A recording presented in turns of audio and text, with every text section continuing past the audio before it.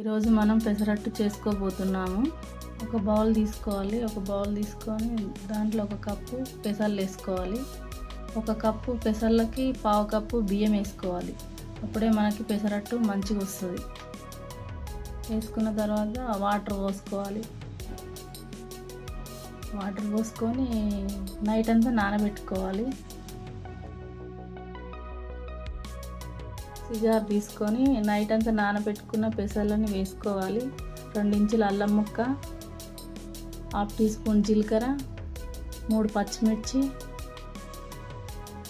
1/2 tea spoon దొడ్డుప్పు వేసుకున్న తర్వాత grind చేసుకోవాలి.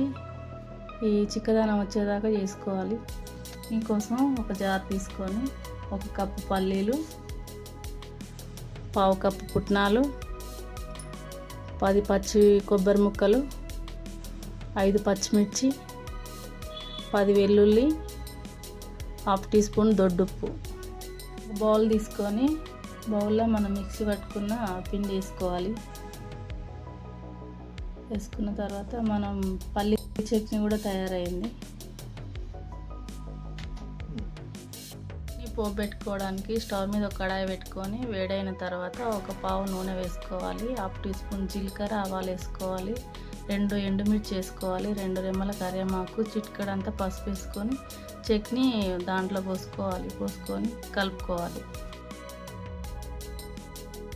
దోశ పెనం పెట్టుకున్న తర్వాత దోశ పిండి వేసుకోవాలి.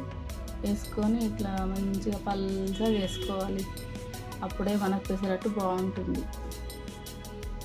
ఉల్లిపాయలు వేసుకోవాలి. కొత్తిమీర వేసుకోవాలి.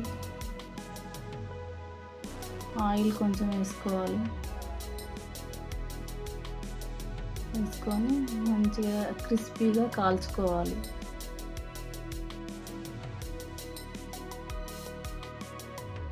మన హెల్దీ పెసరట్టు రెడీ అండి.